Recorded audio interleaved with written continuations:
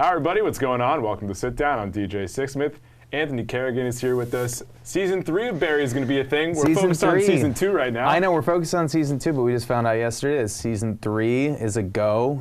Got greenlit. So, yeah, it's everything's just going amazing. So, yeah, I'm really happy to be here and happy to talk about all of it. Well, good to have you here. Yeah, great to meet you. Thanks so much for coming in. in. For sure. Wind me back to your days in Boston. We were just talking off camera. So, what type of kid were you? What were you into? And who were some of your inspirations? I mean, obviously, you know, I was into the Red Sox because, like, how could you not be? How could you not be? I mean, you know, they were the team to root for. However, when I was growing up, the Red Sox were like not not good. Amazing, and then we got amazing, but we really kind of, you know, we put our time in, paid our dues, and we actually, you know, we deserve to be kind of a trophy town. That's what I'm going to say. I mean, there's 6-month-old babies that have seen more championships than people in New York. Yeah, for sure, I know. And yeah, a lot of people have no idea. Like, that's just the longest suffering, you know, of a dry streak. But yeah, so, you know, growing up in Boston was really fun, though. I mean, you know, from Winchester, and yeah, I was like, grew up acting as a kid. I was on stage a lot. I went to Shakespeare camp. Oh, wow. Yeah, this thing called Project Shakespeare, which is still around. And yeah, and I kind of, you know, I just thought to myself, wow, I can actually be an actor for a living. That this is pretty cool. I want to do that. So what goes down at Shakespeare camp? At Shakespeare camp, I mean, actually, yeah, we obviously studied the text. Sure.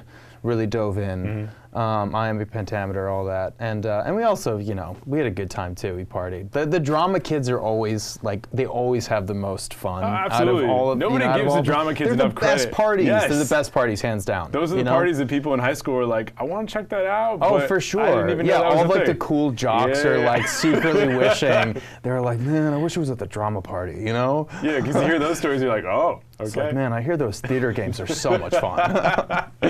Well, yeah, it's always funny to just kind of buck the trend, and also just to like unearth that there's more to somebody than just being a theater kid. Right. Yeah, absolutely. So you can have more interest than just that. Oh, precisely. Yeah, and I don't know. So I was really fortunate to have, you know, been exposed to so many cool, you know, theatrical acting kind of resources. So that was awesome.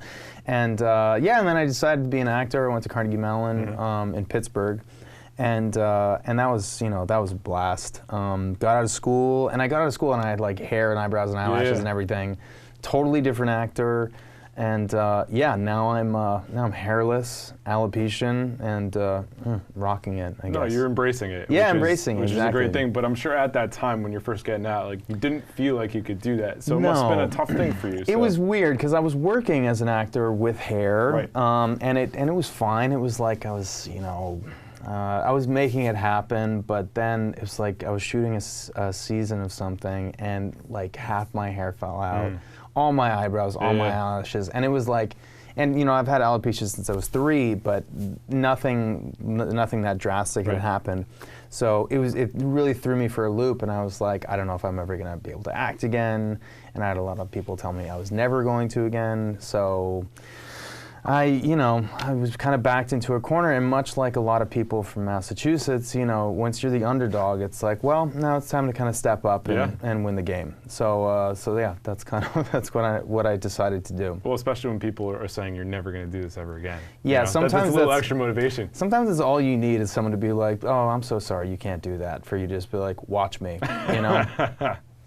And I will. Exactly. Yeah, totally. And the best part too is, like, we were talking off camera, you're doing Barry now. Like, you've had some cool experiences, but like, this is a great experience for a number of different reasons. So did you realize that right off the bat that this one was going to be different from the rest? Yeah, I mean, as soon as I read this script, I was like, wow, this is something really special. And obviously, you know, like, HBO's the you know, coolest network out there. So I knew that it was something special off the bat. And as soon as we came in for the table read, I was just like, wow. I was blown away by everyone's performance. You know, Henry Winkler, Stephen Root, Sarah Goldberg. Everyone was bringing their A game to it, and it was just like, it was insane. So then that never happens. It's always like one of the factors isn't there. Either like someone's really mean or not nice, or like there's just a lot of problems on set. You know, there's always a problem. But this show's just been fantastic and smooth sailing. Definitely. Let's give Stephen Root some love, because Stephen Root. He's been in everything. We have a running joke in the office. We're like, oh, that guy from that movie, the Office Space guy. He's been literally in everything. Yes, totally. And it's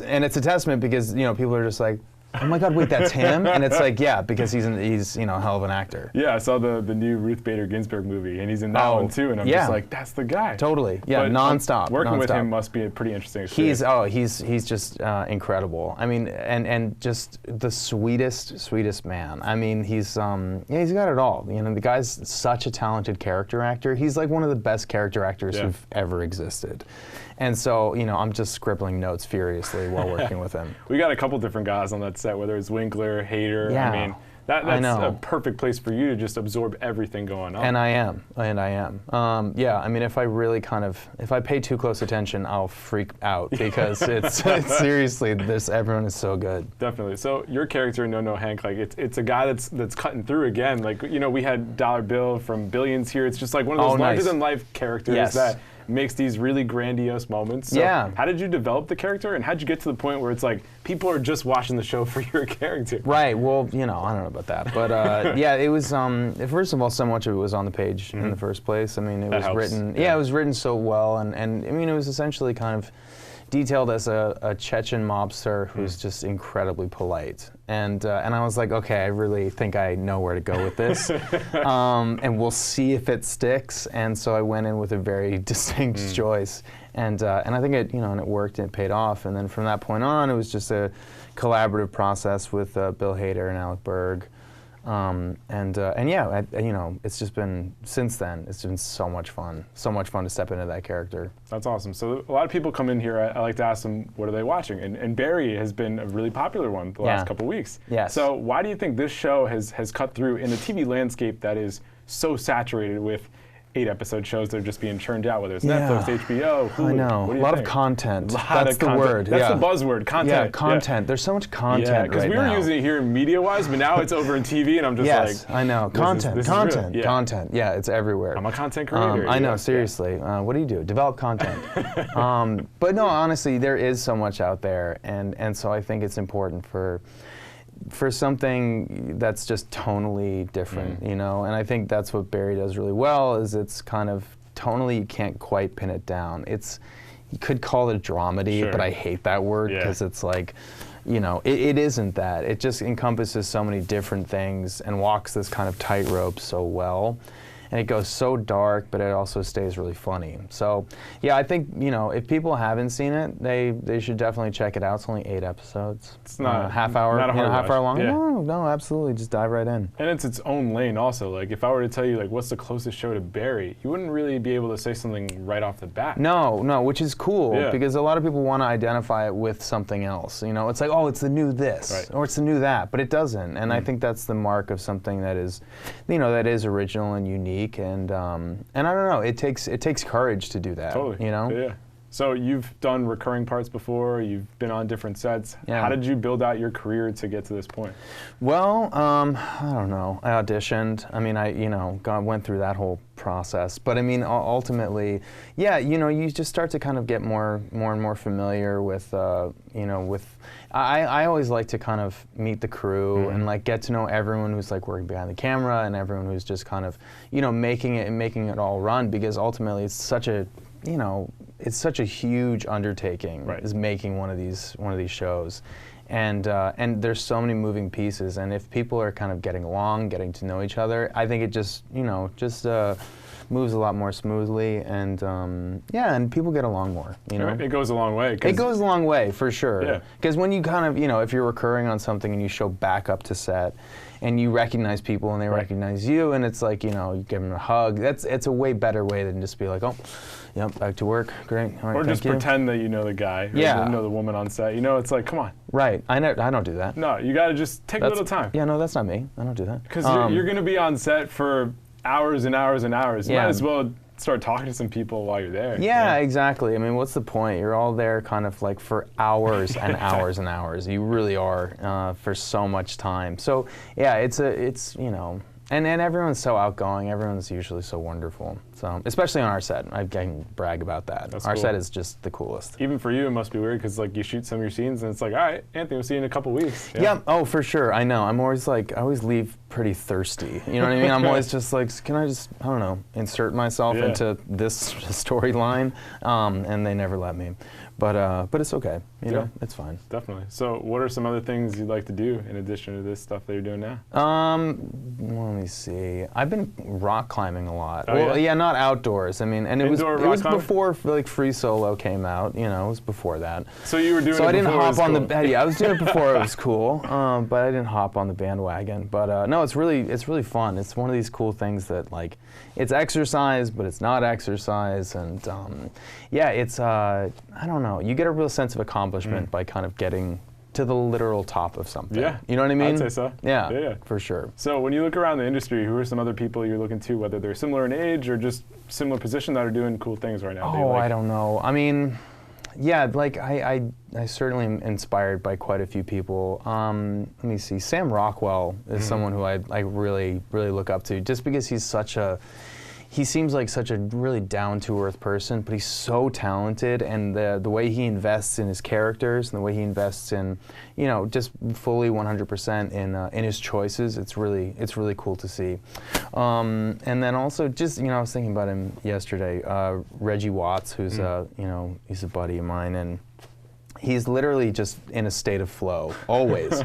You know what I mean? He's improvising all the time. It's like that's his source. He's just kind of reaching into the void, creating something out of nowhere, and it's just, it's really cool. It's really cool to see. He's a huge inspiration for me. Yeah, you got somebody like that. You have somebody, Rockwell, who can play all these different roles. Yeah. Like, people are just diving into different parts that maybe they wouldn't have touched before, or coming back into TV if they were just doing movies. Exactly. There's like all this crossover Well, going on taking, you know, like taking bold risks, essentially, you know, or not knowing what you're going to do next. I mean, that's always the kind of terrifying place where the really cool stuff actually comes from, you know? You're just reaching into the void. You don't know what you're going to pull out, and then out comes something. What were your honest expectations with this show? My honest expectations, we all knew that this was something really special, you know? We all knew after the first table read, we were like, this is cool.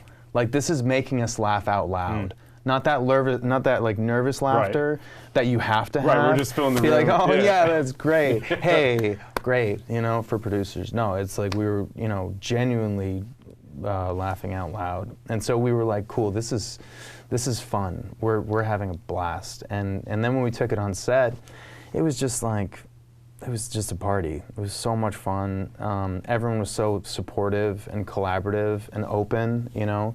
And it would shift daily, you know. We get something on the page, and then it would just, you know, by the end of the day, it's like something else entirely. But it ends up being the best thing. It's a collaborative experience. Yeah, the collaborative experience, exactly. Good deal. Yeah, Anthony, why don't you tell everybody where they can check out the show? So check out the show on HBO Sunday night, 10 p.m. All right, there you have it. That's Anthony Carrigan. We'll see you next time here on The Sit Down.